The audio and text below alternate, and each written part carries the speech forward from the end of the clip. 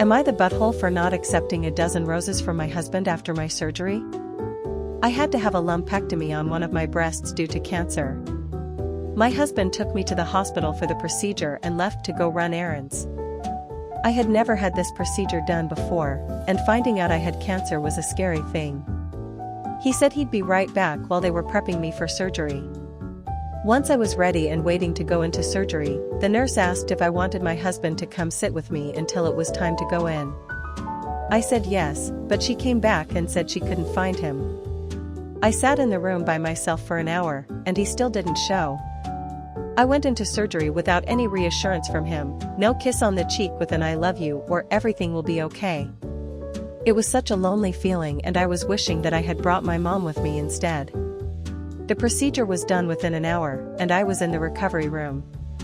Once my anesthesia wore off, I was awake and realized my husband still had not returned. At this point, I was really getting worried. The nurse said he wasn't answering his phone, and she seemed irritated that he wasn't there. The nurse went on to give me post-surgery directions, which I was only half listening to because I was still kind of out of it, plus with my increasing worry of where the hell my husband was. The nurse comes in after a half hour and says, "Sweetie, we are still trying to call him, but if he doesn't get here soon, you won't be able to leave. There is a big storm coming in, and this wing will be on lockdown until the storm passes." I could feel the tears welling up in my eyes. I just wanted to go home. 10 more minutes go by and he waltzes in with a dozen roses, like he was the most thoughtful husband ever. When I asked where he was, he told me he was at the bar because he was hungry for one of their delicious burgers. I told him that I had been waiting alone throughout the whole ordeal, and that he should have been there for me. He said he was sorry and held out the roses. I told him he could take the roses and shove it, and that I was never having him come with me during a medical procedure ever again, because he sucked. I was getting part of my breast removed while he had a tasty burger and a beer. WTH? Tears streamed down my face the entire ride home. Am I the butthole for not letting my parents to be involved grandparents because they chose my sister's friend over me? I'm 25F, pregnant with my first child, and only a few weeks ago my estranged parents found out about my pregnancy from someone I know back in my hometown. They reached out so excited to find out they were going to be grandparents and wanting to be involved, but I ignored them and continued ignoring them until 2 days ago when I replied one time and made it clear they will never know my child or be in our lives, and that I wanted them to stop contacting me. This was all via email BTW. Let me get into some background. I have an older sister, Sam, 28, and she had a best friend, Luna. Sam and Luna met in pre-K and became fast friends. Luna was over at our house all the time, and eventually she started saying really awful things to me and bullying me. She called me names, mocked me whenever I asked if I could spend time with her and Sam, threw stuff at me when she'd see me, and even made a game out of spitting at me and seeing how many times she could hit me. My parents knew and they did nothing, but once I was 7 they sat me down and told me that Luna had a bad time at home and she was mean, but she needed us and I needed to understand. And how Luna was so important to Sam and she would grow up into a better person if we didn't abandon her. She used to come along to extended family parties and dinners. I remember one time Mom's side was all meeting up, and because my parents didn't say Luna was coming, we were a chair short for a bit.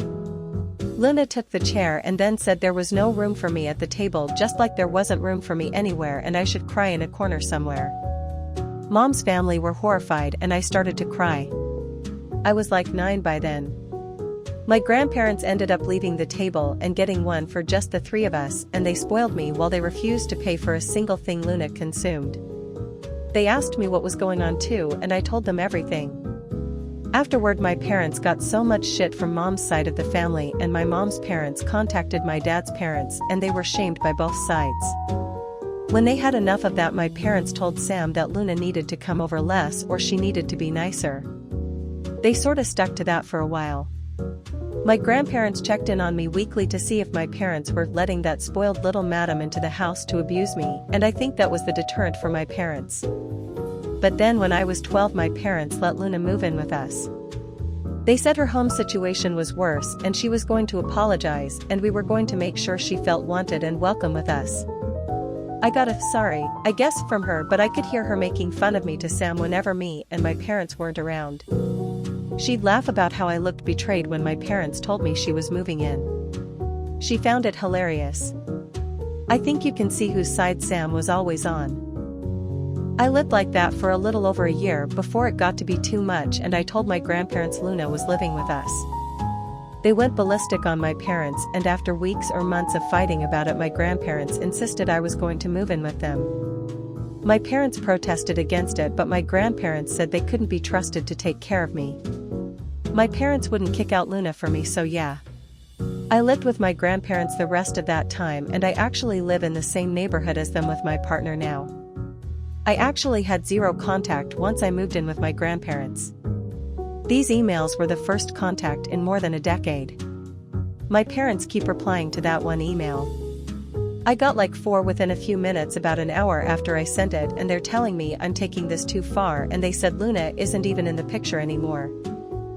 Am I the butthole for sending my ex's wife a binder documenting his abuse after I found out she was pregnant? This is a throwaway because I'm not anonymous on my main. I have an ex who I was in an abusive relationship with that ended with quite a bang. He was arrested for harassment and threats with a dangerous weapon, put on probation for 5 years, and can never own a firearm again. The abuse started mentally, then financially, then physically. During my years with him, I did think to save a good amount of evidence of the abuse and documented a lot in personal journals. In the years since, I've gone to a lot of therapy, and I mean a lot, and ended up compiling that documentation into a binder. I basically scrapbooked my way through processing trauma. And that binder has been sitting in a storage unit since I moved in with my now husband. Well, I knew that my ex ended up marrying a girl I knew from high school who was sweet and smart and very liberal. This guy was a deadbeat, misspelled a tattoo he did on himself, and wished he was at the Capitol on the 6th. I swear my taste in men isn't total trash. My husband is amazing, but the pair never made sense to me, and I just prayed that he was capable of change and didn't do what he did to me, to her.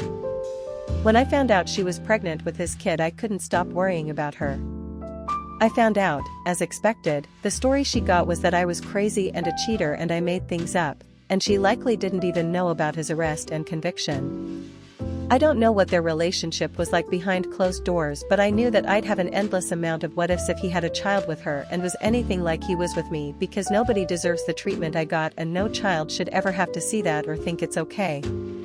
So, I made a copy of every single page I put in the binder and packed them up with a handwritten note offering to talk about anything if she'd like. I gave them to a mutual friend to deliver so he couldn't intercept. About a week later, she texted me.